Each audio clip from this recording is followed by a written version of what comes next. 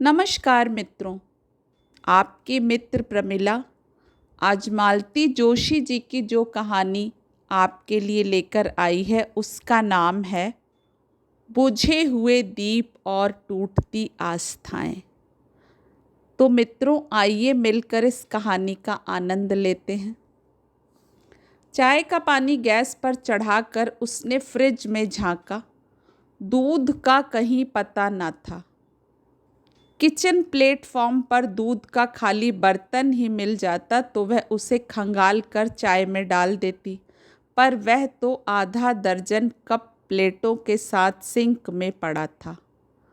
उफ, ये आदमी दिन भर में कितनी चाय पीता है। कम से कम यह तो सोचना चाहिए कि स्कूल से लौटने के बाद उसे भी चाय की तलब होगी, खासकर आज जबकि उसका शनिवार का व्रत है। यह भी नहीं हुआ कि सामने की गुमटी से एक पैकेट ही लाकर रख देते। दूध खत्म हो गया है क्या? उसने जानबूझकर बाहर आकर पूछा। पति ने टीवी से नजरें हटाए बिना ही जवाब दिया। फ्रिज में नहीं है ना, तो ख़त्म ही हो गया होगा। आधा लीटर तो लेती हो, उसका भी पंचनामा करने बैठ जाती हूँ। वह भुनभुनाते हुए भीतर लौट आई। हूँ, ये आधा लीटर दूध भी कैसे जुटा रही हूँ मैं ही जानती हूँ, पर उन्हें तो दीन दुनिया से कोई मतलब ही नहीं है। सब कुछ उसके भरोसे छोड़कर वह निश्चिंत हो गए हैं। उसने किसी तरह वह काली चाय ही गटक ली और फ्रिज में से लौकी निकालकर छीलना शुरू कर दिया। कुछ देर बाद पतिदेव भीतर आए। तुम्हारी चाय बन गई क्या? दूध तो है ही नहीं, चाय काहे से बनेगी? शिट, मैं सोच रहा था अपने लिए बनाओगी तो 2 घूंट मैं भी ले लूँगा। दूध ला दीजिए, अभी बना देती हूँ। सुबह थोड़ा ज़्यादा ले लिया करो ना। घी और मक्खन तो तुम्हारे राज में सपना ही हो गए हैं, पर कम से कम चाय तो मन भर के पीने दो। सब्जी काहे की बना रही हो? लौकी। इससे सस्ती कोई सब्जी बाजार में नहीं है क्या? ये आपसे किसने कह दिया कि लौकी सस्ती है? एक आदमी को छोड़कर बाजार में कुछ भी सस्ता नहीं है। दालें सोना हो रही हैं और प्याज आकाश छू रहा है। सामान्य आदमी का तो जीना ही दूभर हो गया है। बड़बड़ाते हुए उसने कटी हुई लौकी एयर टाइट डिब्बे में डालकर फ्रिज में रख दी और कहा, अपनी पसंद की कोई सब्जी ला दीजिए, फटाफट बना दूंगी। मुझे बहुत भूख लग रही है, सुबह से सिर्फ 2 केलों पर हूँ। तो ये व्रत उपवास करने के लिए किसने कहा था? क्या मैं अपने लिए कर रही हूँ? अगर मेरे लिए कर रही हो तो मत करो। यही चीज़ें मेरा रास्ता रोकती हैं। मतलब तुम्हारे पुण्य आड़े नहीं आते तो कब का छूमंतर हो गया होता। मैं भी छूट जाता, तुम भी आज़ाद हो जाती। बस जब भी देखो कि विवाद जरा ज़्यादा गहरा हो गया है या कि अपना पक्ष कमज़ोर पड़ रहा है तो झट से मरण द्वार पर जाकर खड़े हो जाते हैं। शुरू शुरू में तो वह डर जाती थी, पर अब इस इमोशनल ब्लैकमेल का उस पर कोई असर नहीं होता, बल्कि गुस्सा ही आता है। इच्छा होती है कि कह दे, मरना है तो जाकर मरो ना, बार बार धमकी क्यों देते हो? ऐसे जीते जी भी तो कौन मुझे सुख दे रहे हो? पर कह नहीं पाती, संस्कार आड़े आ जाते हैं। फिर डर भी लगता है, वैसे ही दिमाग खराब चल रहा है। अगर बात लग गई और सचमुच कुछ कर बैठे तो वह जिंदगी भर अपने को माफ़ नहीं कर पाएगी। घर वाले खा जाएंगे सो अलग। बाहर टीवी की आवाज़ फिर से आने लगी थी। वह समझ गई कि वे बाजार नहीं जाएंगे, अपनी सिगरेट लेने चले जाते हैं, यही गनीमत है। नहीं तो उसे ही पान के ठेले पर भेज देते। उसने लौकी बाहर निकालकर छौंक दी, दाल चावल का कुकर लगाया और आटा गूंथ कर रख दिया और फिर बर्तन साफ करने में जुट गई। जितनी तेजी से उसके हाथ चल रहे थे उतने ही रोष से वह भुनभुना रही थी। जानते हैं आजकल मेहरी नहीं है, फिर भी बर्तनों का ढेर लगा देते हैं। हर बार नई पतीली निकालेंगे। मेहरी होती तो बिदक कर भाग जाती, पर ये जो बिना पैसे वाली नौकरानी है ना, ये भाग कर कहाँ जाएगी, उसे तो यहीं खटना है। तवा गैस पर रखकर उसने प्लेट लगा दी और खाने के लिए आवाज़ दी। उसकी पूरी रोटियां बन गई पर वे नहीं आए। फिर उसने अपनी भी प्लेट लगा ली और आवाज़ दी। वे भीतर आए तब तक वह एक रोटी खा चुकी थी। उसे सचमुच जमकर भूख लगी थी। वे बेमन से थाली पर बैठे और कौर चुभलाते रहे। अपनी नाराज़गी को, नापसंदगी को जाहिर करने का उनका यह तरीका था, पर उसने ध्यान नहीं दिया। वह अपना पूरा खाना खाकर ही उठी। खाना खाते हुए उसे याद आया कि 2 दिन से बड़े भैया का पत्र आया पड़ा है। उन्होंने 1-2 पते दिए थे। पूछना चाहती थी कि वहाँ संपर्क किया या नहीं, पर उनका मूड देखकर चुप रह गई। इस समय पूछना बर्र के छत्ते में हाथ देने जैसा ही था। वैसे भी आजकल बड़े भैया का नाम लेते ही उन्हें आग लग जाती है। कहते हैं तुम्हारे भैया तो चाहते हैं कि मैं उनके दोस्तों के दफ्तर में चपरासी बन जाऊं। यह सच है कि भैया बहुत अच्छी नौकरियों के प्रस्ताव नहीं दे पा रहे थे, पर यह स्वाभाविक ही था ना। इतनी अच्छी नौकरी थी, वह नहीं रह पाई। अब जो भी मिलेगी वह दोयम दर्जे की ही होगी ना। कम से कम उससे काम चलाऊ रूप में तो स्वीकार किया जा सकता है।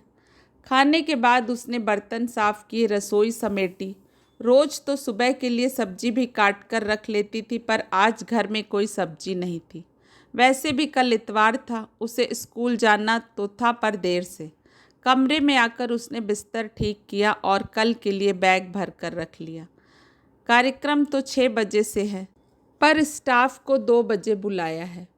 उसके जिम में रंगोली है, स्टेज की सजावट है, गमलों का कलात्मक संयोजन है।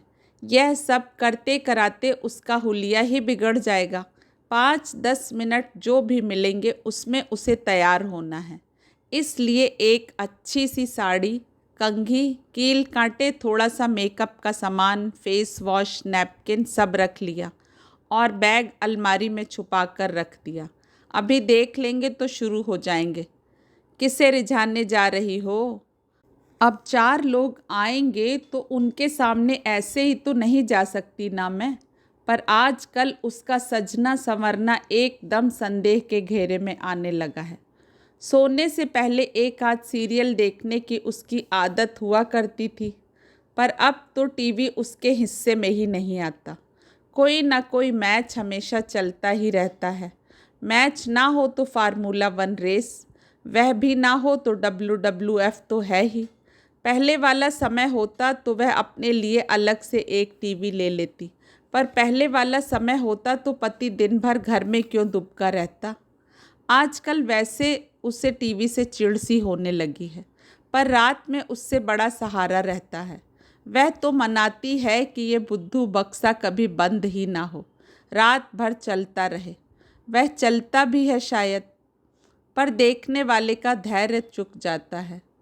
इधर टीवी बंद होता है, उसकी छाती में डर के बगुले से उठने लगते हैं। दहशत से उसका खून जम सा जाता है। दिन भर बेचारा सा दिखने वाला यह आदमी रात में एकदम दरिंदा बन जाता है। उस देह व्यापार में प्रेम तो खैर होता ही नहीं है, वासना का पुट भी नहीं होता। होती है केवल नफरत, तिरस्कार। लगता है जैसे जमाने भर का प्रतिशोध वह उससे लेना चाहता है। पति के इस आक्रामक रवैये से उसकी सारी संवेदनाएं शिथिल हो जाती हैं। तब उसे और गुस्सा आता है। कहता है, अब मैं कमाता नहीं हूँ ना, इसलिए तुम्हें मुझ में रस नहीं रहा। लड़ झगड़ कर पति तो मज़े में सो जाते हैं और तृप्ति के खर्राटे भरने लगते हैं, पर उसे सारी रात नींद नहीं आती। सोचती है इस तरह रोज़ रोज़ मरने से अच्छा है एक बारगी सब कुछ ख़त्म कर दे।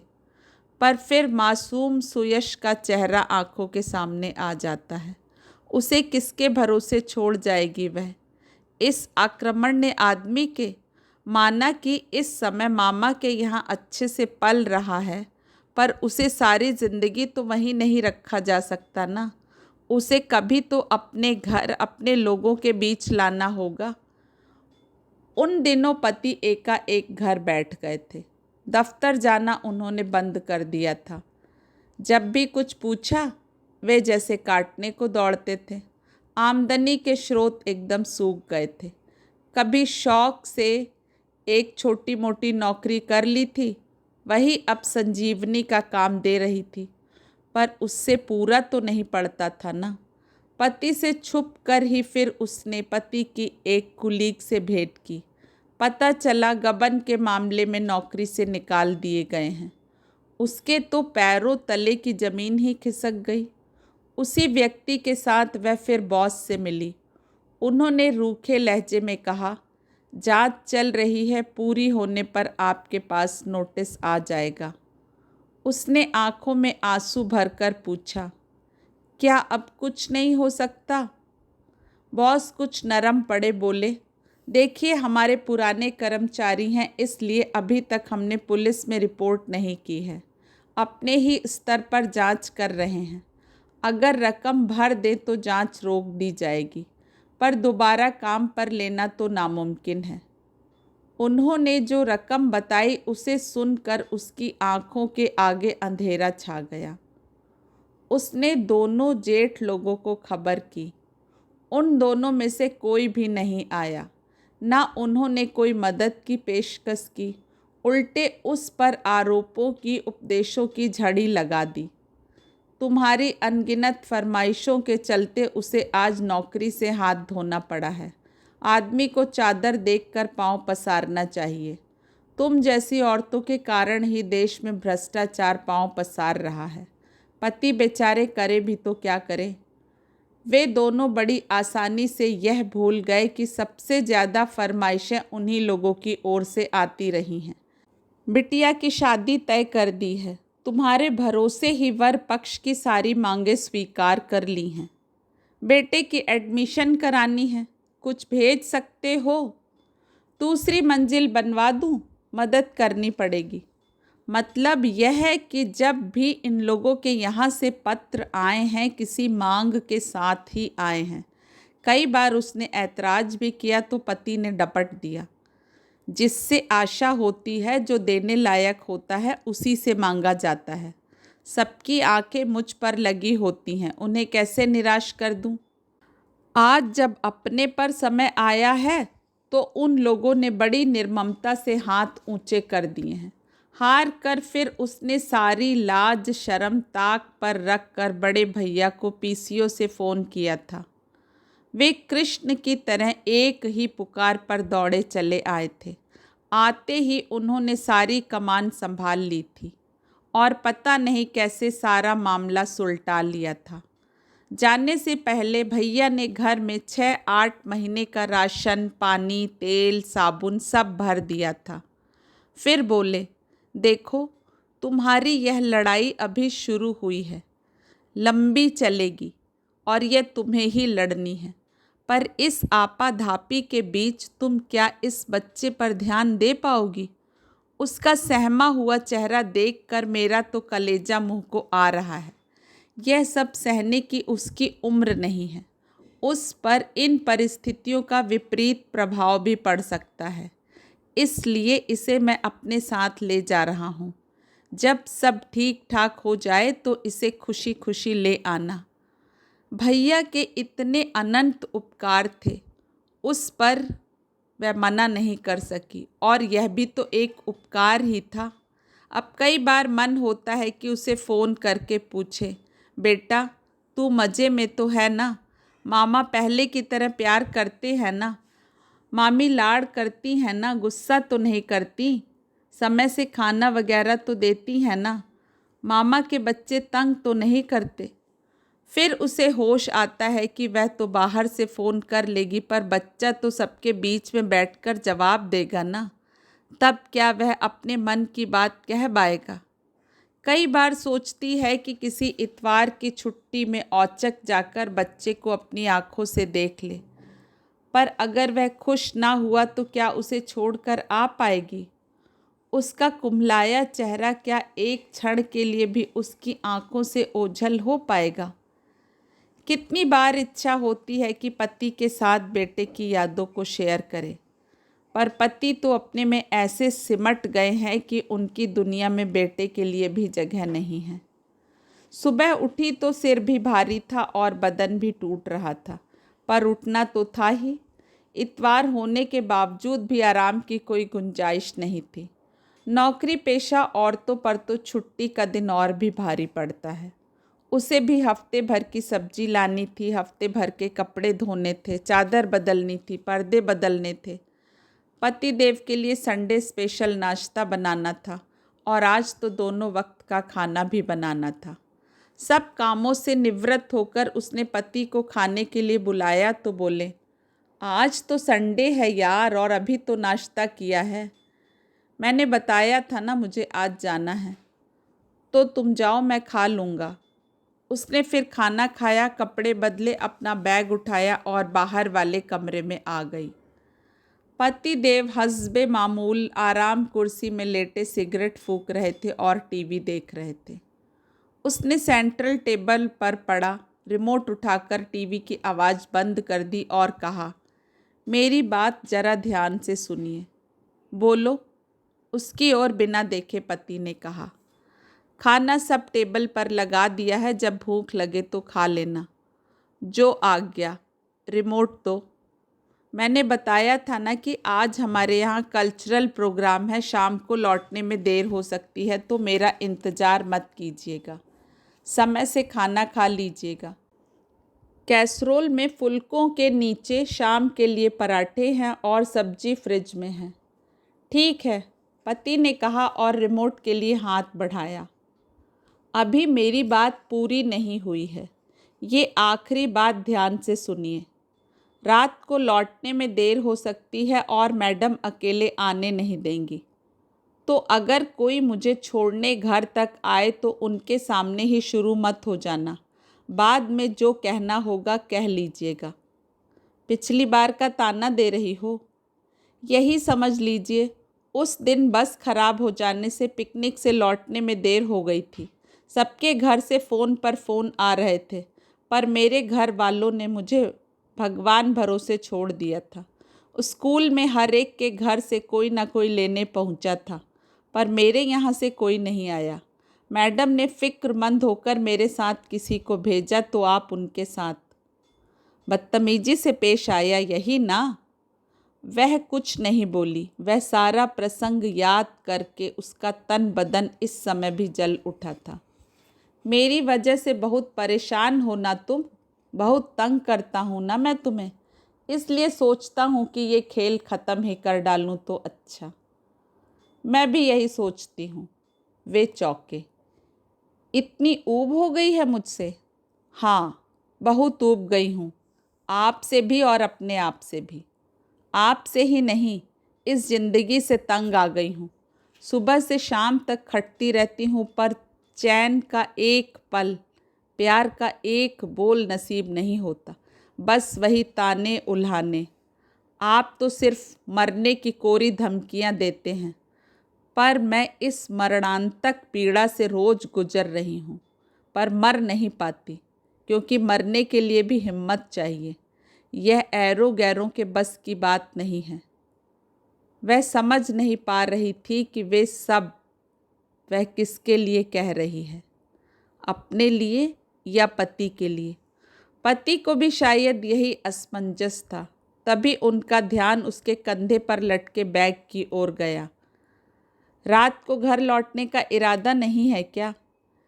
ना लौटूंगी तो कहाँ जाऊंगी? इच्छा हो या ना हो, आना तो है यहीं। फिर ये बैग किस लिए? बताया था ना, शाम को कार्यक्रम है, बदलने के लिए एक साड़ी रख ली है। तुम्हें स्टेज पर तो नहीं जाना है ना? तो क्या मेहमानों के सामने भूतनी सी घूमती रहूं? अभी जाते ही मुझे काम में जुट जाना पड़ेगा, शाम तक तो मेरा हुलिया देखने लायक हो जाएगा। साड़ी ले तो जा रही हूँ, बदलने का समय मिले तब ना। मिलेगा जी, खूब समय मिलेगा, कपड़े बदलने का भी और मुरीदों को रिझाने का भी। पति ने कुत्सित कटाक्ष किया। अब कौन रीझेगा मुझ पर, उसने चप्पल पहनते हुए कहा। मेरी सारी रौनक तो इस घर ने सोख ली है। कहते हुए वह बाहर निकल आई और उसने अपने पीछे दरवाज़ा जोर से बंद कर लिया। उसे लग रहा था कि अब अगर एक भी शब्द उसने सुना तो वह पागल हो जाएगी। सड़क पर आकर उसने एक बार खुलकर सांस ली और सारे अप्रिय प्रसंग को दिल से झटक दिया। एक बार स्कूल पहुंचने के बाद तो कुछ सोचने विचारने का समय ही नहीं मिला। सारे काम मुँह बाए उसकी प्रतीक्षा कर रहे थे। उसने अपनी 4-5 प्रिय छात्राओं को साथ लिया और रंगोली में जुट गई। इन छात्राओं को भी उसने इस कला में पारंगत कर दिया था। पूरा 1 घंटा लगा था स्टेज के सामने उस सुंदर कलाकृति को उकेरने में। उसके बीचों बीच दक्षिण भारतीय ढंग का पीतल का बड़ा सा दीपक रख दिया गया। फिर स्टेज को फूल मालाओं से, आम्र पत्तों के तोरण से, रेशम की लड़ियों से सजाया गया। गेट से लेकर स्टेज तक गमलों की सुंदर कतार लगाई गई। जगह जगह अगरबत्तियाँ जो वातावरण को सुगंधित बना रही थी। यह सब करते कराते 5:30 कब बज गए पता ही नहीं चला। वह भागकर स्टाफ रूम में पहुंची। अपने लंबे घने बालों का उसने प्यारा सा जूड़ा बनाया। अपने लिए एक गजरा बचा लिया था, उसने वह उस पर टाक दिया। प्यारी सी पोचम पल्ली, पतन लोर, हल्का सा मेकअप किया। होठों पर लिपस्टिक फेरते हुए अनायास हाथ कांप गए। लगा कि पति परमेश्वर दरवाजे से झांक रहे हैं और उनकी आंखों में वही कुत्सित व्यंग झलक रहा है। तैयार होने के बाद उसने मोतियों की एक लड़ी गले में डाल ली। इसे वह बड़े यत्न से पर्स में छुपा कर लाई थी। उसके पास अब एकमात्र यही जेवर बचा था। बड़े भैया जब सारा काम सुलटा कर वापस जा रहे थे तो वह उनके पास जाकर खड़ी हुई। अपने गहनों का पर्स उसने भैया के सामने उलट दिया और कहा, भैया मैं नहीं जानती आपने कितना खर्च किया और कहाँ से किया। उनका अंशतः भुगतान भी यदि। भैया का चेहरा एकदम तमतमा गया, आंखें अंगार हो गईं। पगला गई हो तुम, मैं तुम्हारे गहने लूँगा। उसका चेहरा इतना सा निकल आया, आंखें डबडबा गईं। कुछ क्षण बाद भैया का आवेश भी थोड़ा ठंडा पड़ गया। बोले, ऑन द सेकेंड थॉट मैं सोचता हूँ ये गहने ले ही जाऊँ।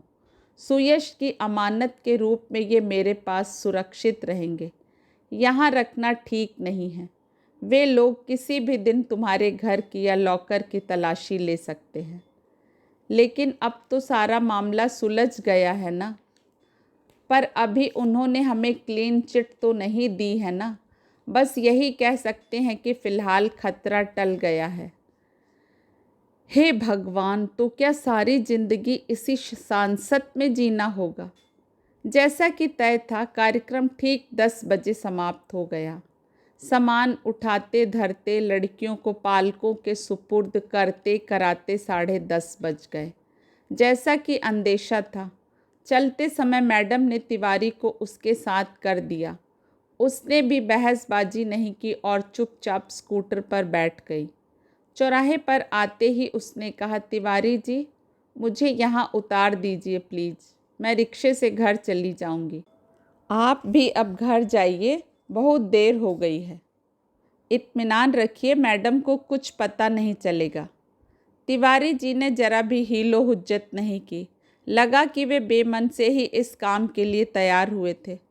उतनी रात में रिक्शा मिलना जरा मुश्किल था, पर वे सौजन्यवश उतनी देर उसके साथ खड़े रहे। उसके रिक्शे में बैठते ही हाथ हिलाकर विदा हो गए। रिक्शे में बैठने के बाद उसे घर की सुध आई। वह सब याद आने लगा जो चलते समय हुआ। वे सारे संवाद जो उन दोनों के बीच हुए थे। आज कुछ ज़्यादा ही तीखा, ज़्यादा ही कड़वा बोल गई थी वह। ये तक कह दिया था कि आप तो मरने की कोरी धमकियां देते रहते हो। कहीं इस बात को सचमुच दिल से लगा लिया हो तो, सचमुच ही कुछ कर लिया हो तो, और कुछ नहीं तो घर ही छोड़कर निकल गए हो तो, आधी रात को वह कहाँ ढूंढने जाएगी, और मिलेंगे भी तो पता नहीं कहाँ किस अवस्था में। नाना तरह की आशंकाओं से उसका दिल धड़कने लगा, कलेजा मुंह को आने लगा। घर पहुँचते ही उसने पहले रिक्शे से बाहर झांका। खिड़कियों के पर्दों से भीतर का प्रकाश छन कर बाहर आ रहा था। मतलब घर पर तो हैं, पर कैसे हैं, किस अवस्था में हैं। पैसे देकर जब रिक्शे को विदा कर दिया तब उसे टीवी की आवाज़ सुनाई दी। शायद मैच के आखिरी ओवर्स चल रहे थे। प्रेक्षकों की उत्सुकता चरम पर थी। यह शोर से जाहिर हो रहा था। उसने खिड़की से झांक कर देखा, श्रीमान जी बदस्तूर आराम कुर्सी में लेटे सिगरेट फूंक रहे थे और मैच देख रहे थे। तभी फील्डर के हाथों एक कैच छूटा और पति ने इतनी भद्दी गाली दी कि उसके कान झनझना उठे। उसके तन बदन में तो जैसे आग लग गई। छी, ये आदमी है या चिकना घड़ा? क्या इसकी रीढ़ में हड्डी ही नहीं है? क्या मान अपमान सब उठाकर इसने खूंटी पर टांग दिए हैं? और इस आक्रमण्य बेशर्म आदमी के लिए मैं पूरे रास्ते चिंता करते आई हूँ, देवी देवता मनाती चली हूँ। क्या इसमें अब जरा भी स्पार्क नहीं रहा? ऐसे बेगैरत आदमी के साथ कोई एक छत के नीचे कैसे रह सकता है? घंटी बजाने के लिए उठा हुआ उसका हाथ अपने आप नीचे आ गया और वह वहीं सीढ़ियों पर धम्म से बैठ गई। मित्रों, आपको कहानी का चयन और मेरा वाचन कैसा लगा? प्लीज़ कमेंट बॉक्स में कमेंट ज़रूर करें। अपना कीमती समय देने के लिए आप सभी का बहुत बहुत धन्यवाद। नमस्कार।